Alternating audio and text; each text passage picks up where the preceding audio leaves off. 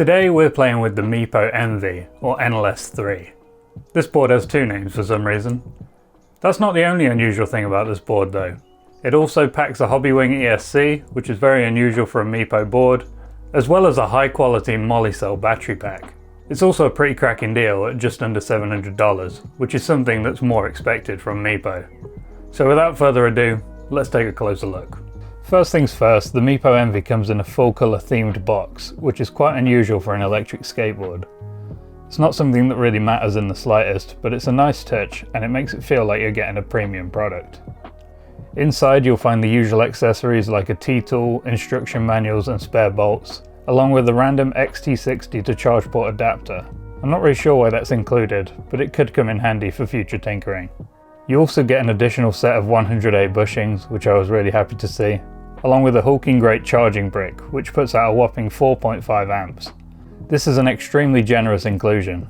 It's faster than the quick charger for the X1 Max, and that retails for $100 on its own, so getting that for no additional cost is a huge win. Seeing as this board uses a different ESC to Meepo's other boards, the remote is different too. It's a pretty standard Hobbywing remote with a Meepo badge slapped on it, but I'm a big fan of this one. It's bigger than Meepo's other remotes, and since I have fairly large hands, it's much more comfortable for me to grip. Though I'm sure that won't be the case for everyone. The board has a distinctive black and fluoro green design, and I'm in two minds about it overall. I absolutely love the underside. It's minimal yet bold. It's mostly plain black, but the green accents extend to the enclosure, the wheels, the base plates, and even the bushings. I think it looks sick. There's a simple 4 LED indicator on the battery so you can check your charge level at the push of a button, and these LEDs are green too, which is also a nice touch. There's a separate button for the ESC, and you'll need to use this to turn it on when you haven't used it in a while. There's no kick to start like you'll find on Meepo's Ling Yi based boards. In design terms, the only thing I'm not into is the grip tape. It has a massive palm tree print on it, and I think it just makes it look a bit like a Walmart cruiser. Plain black grip would look so much better. On the plus side, this is just regular grip tape. There's no fancy foamy stuff, so you can just swap it out with whatever grip tape you fancy and it'll barely cost you anything. I'm probably going to end up doing this because without spoiling anything, I'm a massive fan of this board's performance. Elsewhere it's a pretty traditional boosted inspired design. It's a flexi bamboo and fiberglass deck with dual enclosures and it's belt driven. It has 90mm 78A wheels, and combined with the flexi deck, these big soft wheels make for a super comfortable ride. You're very unlikely to get numb toes on this one, unless you hit some cursed cobbled streets. It uses Meepo's own shredder trucks, but this time they have 50-degree base plates and 96A bushings as standard. This makes for a pretty playful and carvy ride, which I love at lower speeds, but it's a little odd considering how fast this board can go. All this power comes from a combination of dual 2519 watt motors, a 36 amp ESC, and a battery pack made from Molicel P42A 21700 cells. For some reason, I was expecting the performance to be similar to the X1 Max, which is the highest performing electric skateboard that I've tested so far, but this thing's in a whole different league, as you'll see in our tests. The charger plugs in the usual position at the top of the battery enclosure, and it's covered by a rubber flap to prevent water and dirt from getting in there. Interestingly, it uses a different connector type than the standard barrel jack. I'm not sure what this connector is called, but it's also used on my EM3 EV bike battery, and that's the fanciest battery that I own, so I can only imagine it's a good thing. The downside is that it's a real pain in the arse to get the flap to close, much more so than on any of my other boards. As I mentioned earlier, I'm a big fan of the shape of the remote. It does have that soft touch rubbery coating, which looks and feels nice for now, but I'm not too confident about its longevity. My original X1 remote had the same coating, and while it looked great at first, it's looking pretty gross now. It's purely aesthetic though, it still works fine. In terms of functionality, it's really similar to Meepo's M5S remote. You get a display with a similar layout, a vibration motor, 2 buttons, and the usual scroll wheel style control. The battery pack is a 12S2P configuration with a 362.8 watt-hour capacity. That's the largest electric skateboard battery that I've tried so far, so the range should be pretty impressive on this thing, unless those high wattage motors suck up all the juice. The downside to this is it's a heavy bugger, coming in at 9.7 kilos, so you want to be riding this board rather than carrying it, wherever possible. Right, with all the spec talk out the way, let's get into our usual tests.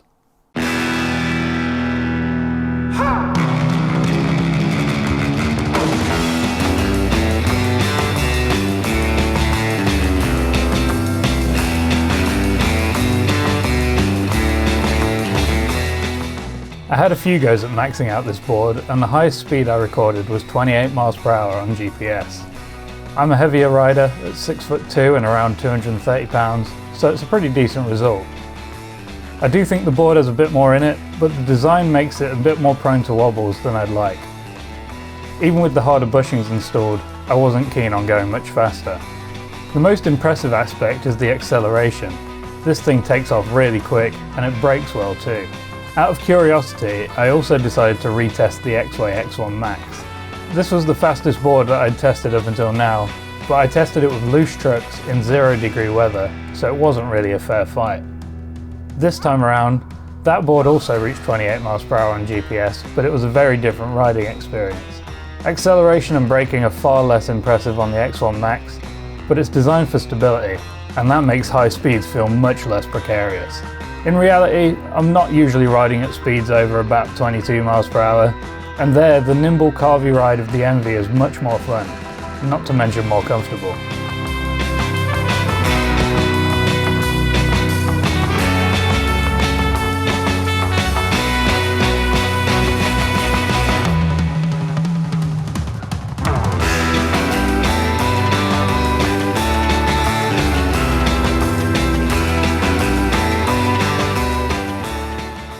I headed back on over to our usual hill climbing spot, and the Envy continued to impress. With a full battery and around 22-degree weather, the board managed to sustain between 16 and 17 miles per hour for the entirety of the climb. This makes it the best skateboard for hill climbing that I've tested so far. When it comes to the battery, it didn't even lose one bar.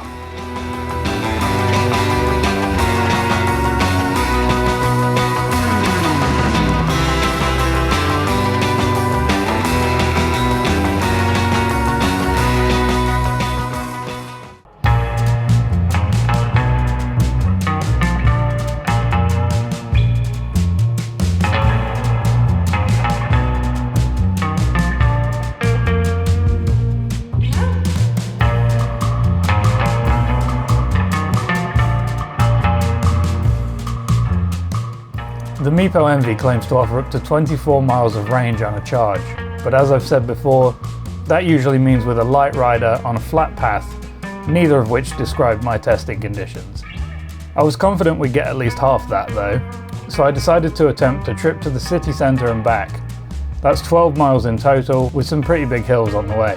It was a hot day, about 28 degrees Celsius, and we kept it in mode 4 the whole time. That's the fastest one.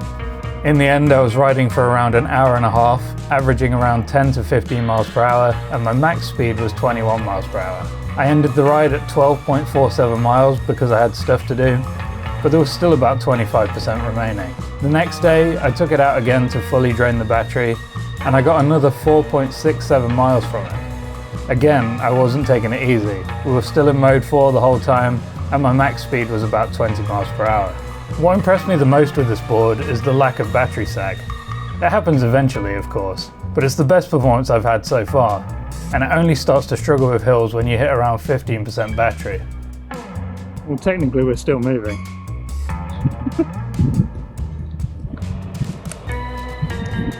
But not really. So that might be that. Just like the Meepo Mini ER, the Envy never really fully died. It just wouldn't go uphill anymore. So by the end of the test, it was still able to propel me on flat ground, albeit extremely slowly. In total, we got 17.1 miles, and that's with a heavy guy in mode 4 the whole time. Pretty impressive stuff. So, time for the pros and cons. Here are the things that I liked. First thing's the acceleration. This board accelerates way faster than I was expecting, and it's definitely the fastest accelerating electric board that I've tried so far. The speed.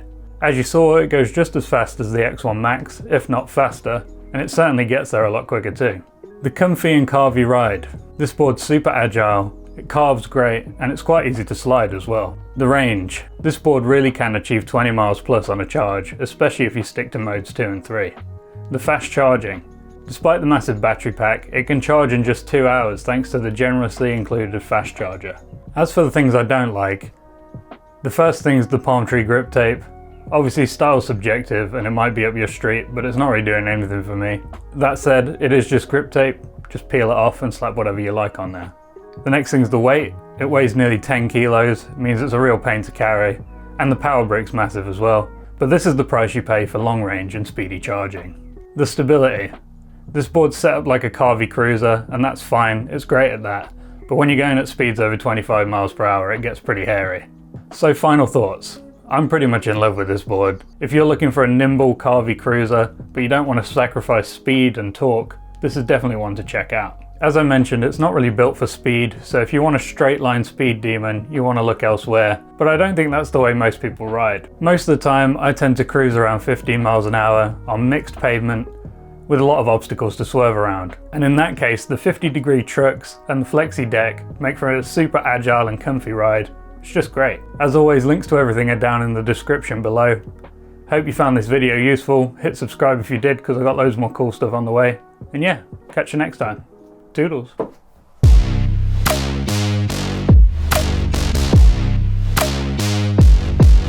King.